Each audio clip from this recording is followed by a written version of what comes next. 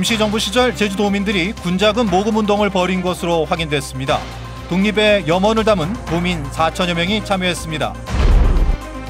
도정질문 사흘째 오라단지 자본검증과 드림타워 카지노 이전 문제를 놓고 원희룡 지사와 도의원들 간의 설전이 이어졌습니다. 버스 준공영제 도입 3년째, 각종 문제와 우려가 제기된 가운데 대책을 집중 취재했습니다. 전국에서 가장 먼저 제주에서 회차 수확이 시작됐습니다. 올해는 품질도 좋고 생산량도 증가할 전망입니다. 시청자 여러분 안녕하십니까? 뉴스데스크 제주입니다. 오늘이 바로 임시정부 수립 100주년이 되는 날입니다. 임시정부 하면 제일 먼저 떠오르는 건 대한 독립을 위해 용감하게 투쟁을 벌였던 애국 지사들이죠. 이들 뒤에는 일제의 폭압 속에서도 한 푼 두 푼 쌈짓돈을 모아 군자금을 댔던 국민들이 있었습니다. 특히 당시 최악의 수탈에도 불구하고 임시정부 군자금에 큰 힘을 보탰던 제주도민들의 사연을 조인호 기자가 취재했습니다. 상하이 임시정부 수립 한 달 뒤인 1919년 5월, 국내에서 임시정부를 지원하려고 결성된 독립희생회에서 제주도의 한 교회로 사람을 보냈습니다. 독립군을 키울 자금을 모아달라는 요청을 전하기 위해서였습니다. 요청을 받은 조봉호 지사 등 제주의 기독교인들은 비밀리에 모금운동을 시작합니다. 당시 제주에 12곳이 있던 교회가 임시정부 군자금을 모으는 비밀 조직이 됐습니다. 제주도를 3등분으로 나누셨더라고요. 그래서 목사님 3분이 각 지역을 책임진 거죠. 책임지고 그 지역을 조직화시켜서 아마 적극 독려를 했던 것 같아요. 이들은 제주 법원에서 몰래 빼낸 등사기로 임시정부 선포문을 찍었고 비밀리에 이걸 돌리며 모금운동을 벌였습니다. 단 50일 동안 참여한 제주도민이 4,500명. 당시 최악의 수탈에 신음했던 제주도였지만 한 푼 두 푼 아껴둔 돈을 보태 군자금 10,000원, 현재 가치로 5억 원을 모아 상하이 임시정부로 보냈습니다. 3.1 운동에 커다란 영향을 받은 것 같아요.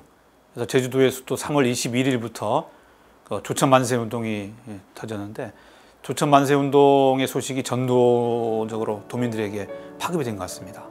모금 사실은 곧 일본 경찰에 발각됐고 60여 명이 체포됐습니다. 조봉호 지사는 동지들의 무죄를 주장하며 자신이 모든 책임을 지겠다고 나섰고 혹독한 고문을 당한 끝에 1년 만에 옥사했습니다. 이 일로 일제의 감시는 훨씬 강화됐지만 이후에도 제주도민들은 일제에 대한 항거를 이어갔습니다. 최남단 제주에서도 군자금 모금운동이 있었던 사실은 당시 임시정부가 온 국민의 지지를 받았음을 보여주고 있습니다. MBC 뉴스 조인호입니다. 제100주년 대한민국 임시정부 수립 기념식이 오늘 오전 제주 항일 기념관에서 열렸습니다. 광복회 제주도 지부가 마련한 기념식에는 도내 광복회원과 보훈단체, 각 기관단체장 등 200여 명이 참가해 순국 선열들의 자주독립 정신을 기렸습니다. 이번 기념식은 3.1 정신을 계승하고 대한민국 임시정부의 수립을 기념하기 위해 마련됐습니다. 대한민국 임시정부 수립 100주년을 맞아 제주 항일 독립운동가를 발굴하기 위한 서훈추천위원회가 발족했습니다.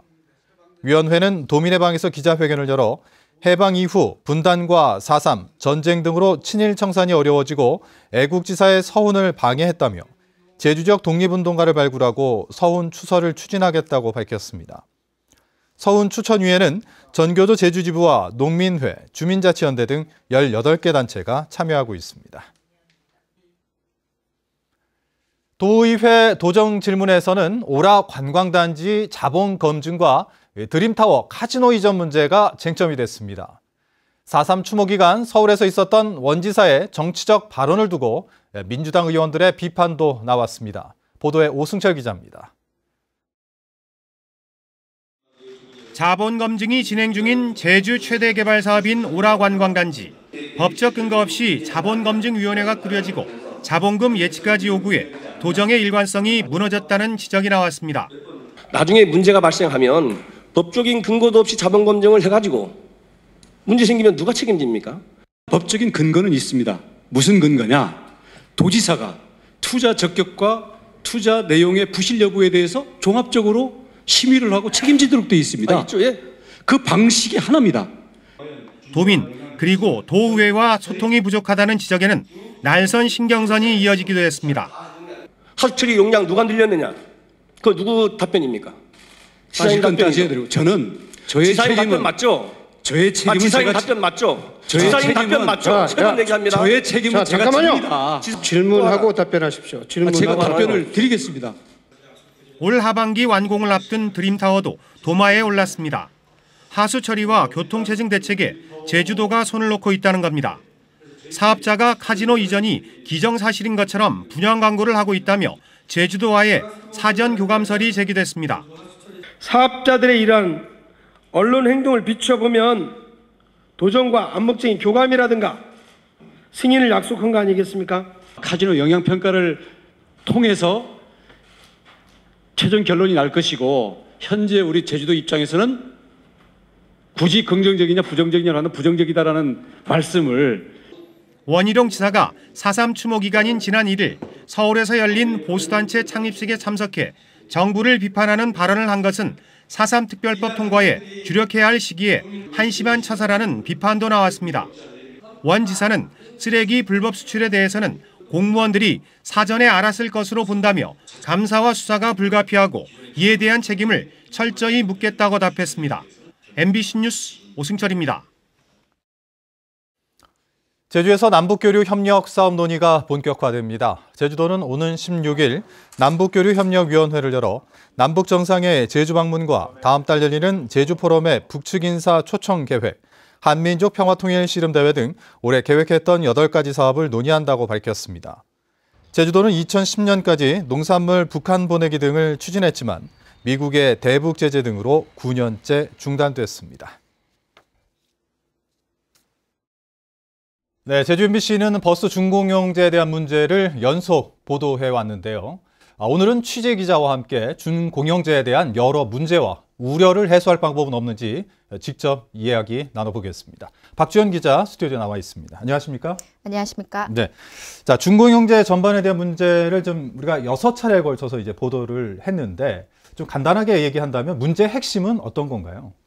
네, 크게 두 가지로 나눠볼 수 있을 것 같은데요. 첫 번째는 제주도가 연간 1,000억 원의 예산을 지원하는데도 정작 관리 감독할 수 있는 강제적 방법이 없다는 것이고요.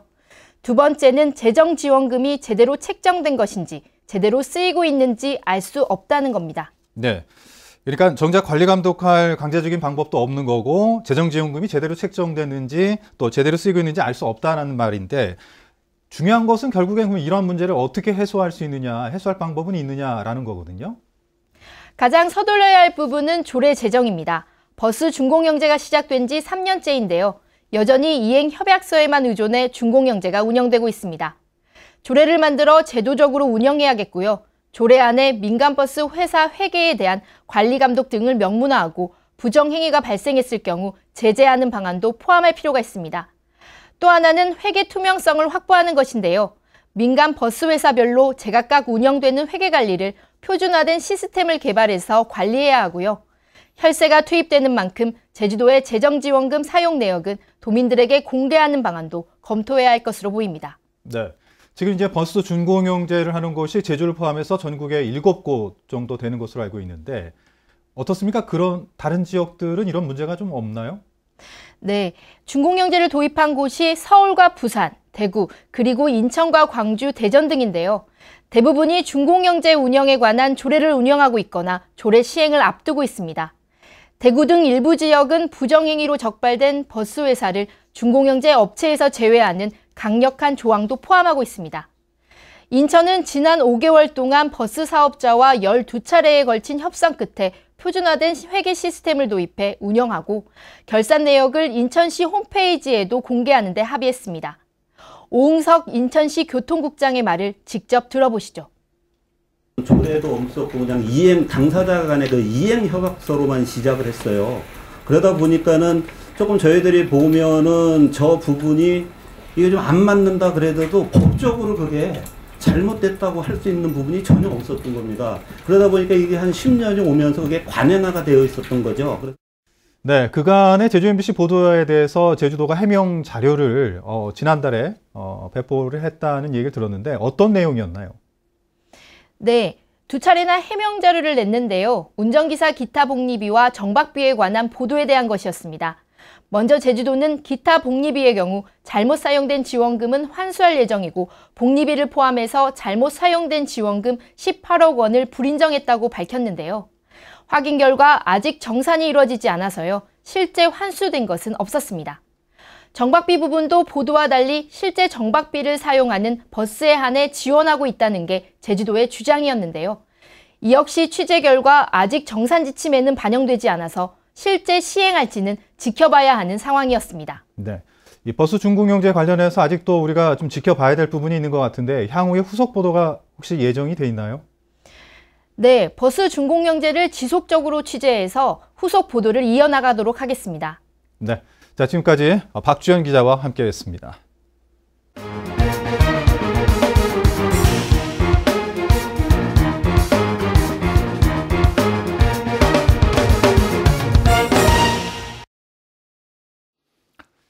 봄의 기운을 가득 담은 해차, 이 새순을 하나하나 손으로 따서 만든다고 하죠.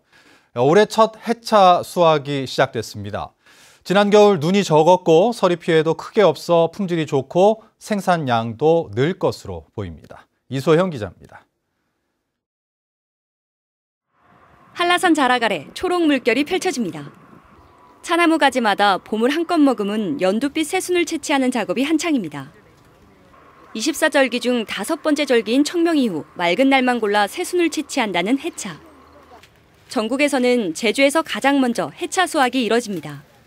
아미노산 함량이 풍부해가지고요. 녹차의 감칠맛이 좋아가지고 맛이 좋습니다. 제주에서 생산되는 녹차는 60여 농가 650헥타르에서 재배되고 있습니다. 지난 겨울 눈이 적었고 서리 피해도 거의 없어 예년보다 품질이 좋고 생산량도 1000톤으로 지난해보다 50%나 증가할 것으로 예상됩니다. 일조량이 풍부하고 연평균 15도 안팎을 유지하는 제주 지역 기후에 적합해 생산 농가가 늘면서 제주는 국내 녹차 생산량의 3분의 1을 차지하고 있습니다. 화산회토가 이제 차나무 뿌리의 생육에 이제 큰 좋은 영향을 주어서 쌀에 대한 이제 영양 성분을 이제 높게 해주어서 이제 고품질의 차가 만들어집니다. 제주산 해차는 제주의 청정 이미지와 가장 먼저 수확되는 첫 찻잎이라는 이미지가 더해지면서 전국 소비자들의 마음을 사로잡고 있습니다. MBC 뉴스 이소연입니다. 제20회 제주시 장애인 한마음 축제가 오늘 제주시 한라체육관에서 열렸습니다. 뉴스데스크 제주를 마칩니다. 시청해주신 여러분 고맙습니다.